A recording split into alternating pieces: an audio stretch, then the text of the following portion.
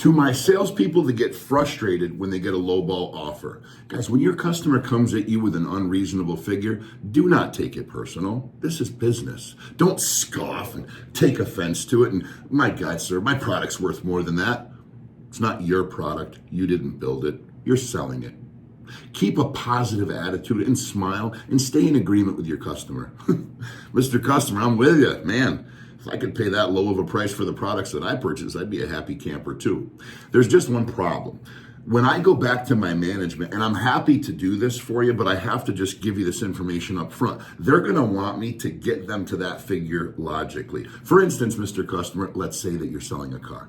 If you'd have come in here and I showed you that Chevy pickup truck and said, listen, that's the payment, the price, that's just what you're gonna pay, trust me, it's the right price. It's what you should pay.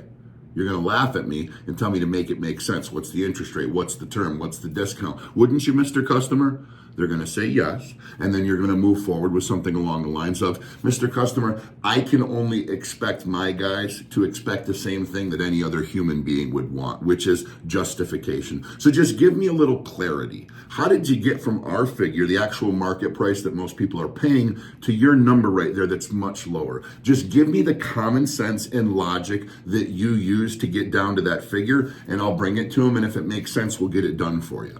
What you're working to establish is to get your customer to say that the number they gave you is simply what they wanted to spend. It's rooted in emotion. It's rooted in what they spent on the last one that cost less. It's simply founded in nothing logical or commonsensical or even factual. It's just what they want to pay. And then you say, sir, I want to pay $1 for a loaf of bread, but when the cashier tells me $4, it's what I got to pay. I don't get to hand him $1 and say, that's just what I think it's worth.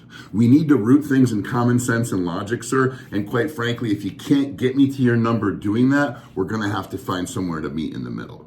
And guys, at this point, your customer's going to understand that there's no way they can expect you to do something that they wouldn't also do themselves. This is a technique that uses common sense and logic. It's fundamental, logical, and obvious. That's why we call it flow selling here at Paid to Persuade. This is something that I want you to use the next time your customer gives you a lowball offer. See how it works. Give us some feedback. I'm positive that you're going to find it progresses your sale much farther and much faster and gets you off that lowball figure immediately. If this helped you guys, give us a follow. I'm Luke.